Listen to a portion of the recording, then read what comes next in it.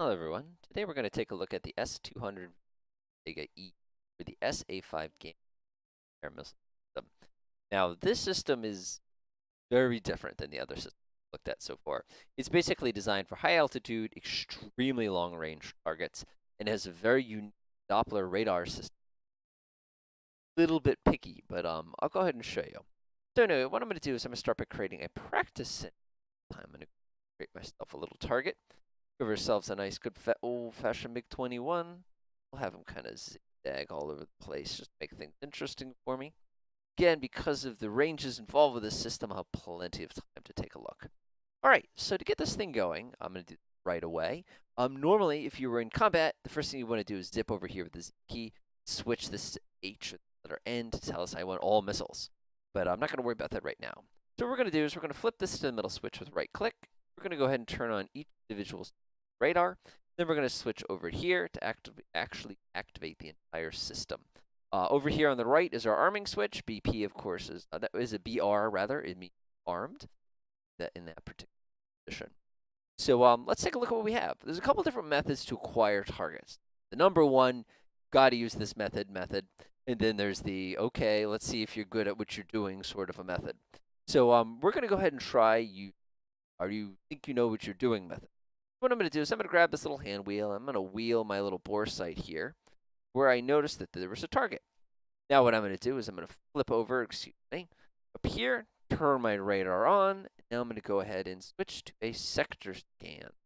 So what's happening is my radar now is lifting itself up and down, trying to feel where in the sky that target is. That target's a little fast. So I'm actually going to come over here. Oh, there he is.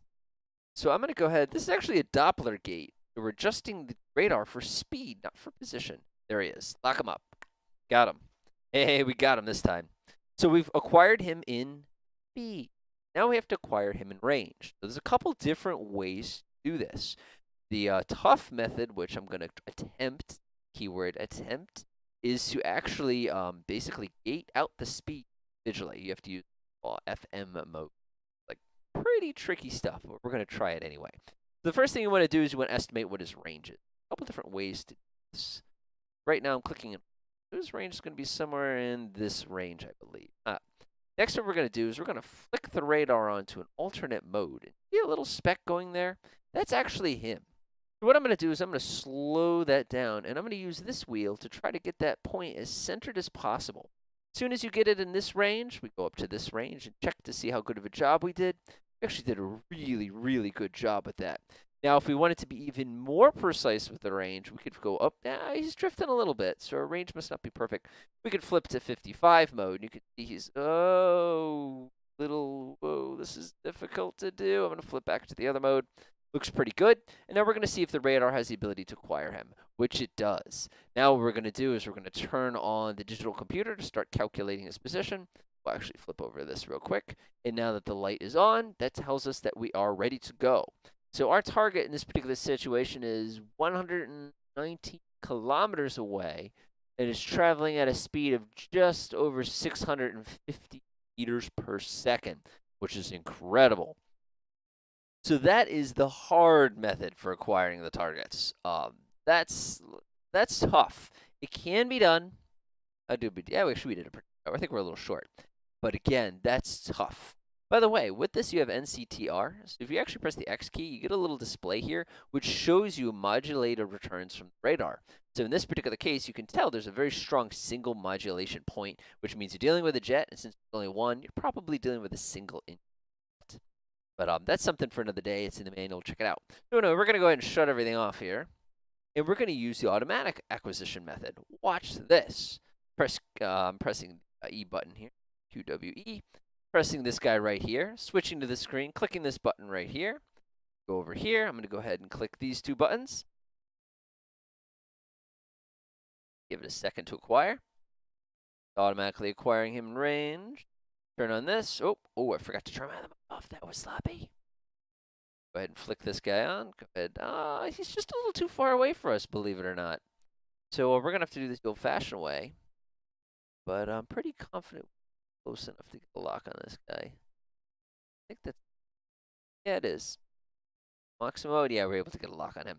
So normally what you do is you come over here and press this button. It would automatically dial this information for you, so you can engage the target without turning on your main radar.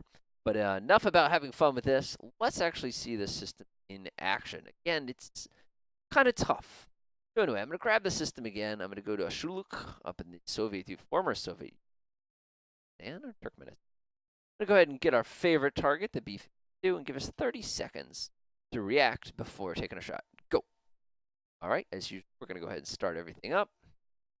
That to the middle position. I'm going to come over here and go ahead and say we need all of our missiles. Don't forget to skip this step.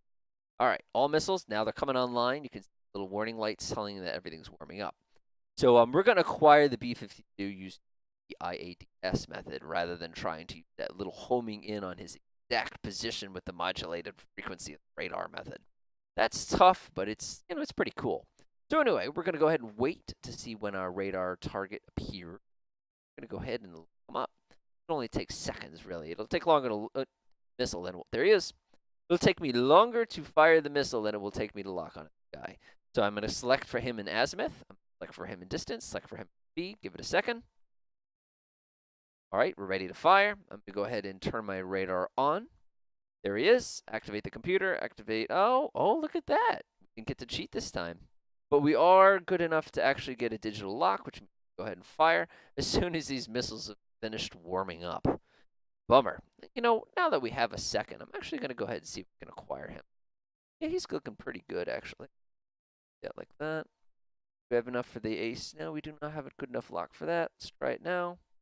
Hey, we're good enough. Okay, so not bad. We cheated a little bit, but we're ready to fire. Go ahead and fire the weapon. That's it. Okay, so let me go ahead and show you what we're looking at here. So this marker here indicates where the missile is going to intercept the target. This marker here indicates where the target is at this time. This is range. So right now, the missile is on its way. We're just waiting for the moment where these 2 points come together and bump into each other. The moment that happens, that target is no longer in existence.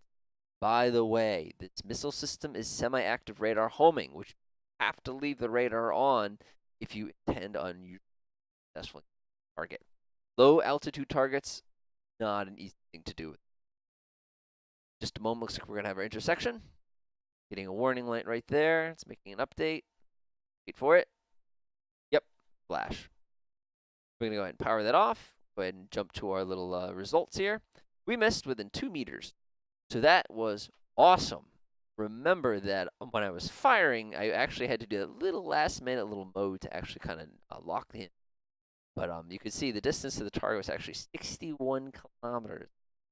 See how fast that missile was getting to the target. So that's the basics. This system, again, when you start messing with jamming and locking onto the target after launch and things, it starts to get a little more complicated. But I was hoping to just get you a little feel for the system so you can kind of play with it on your own. Enjoy.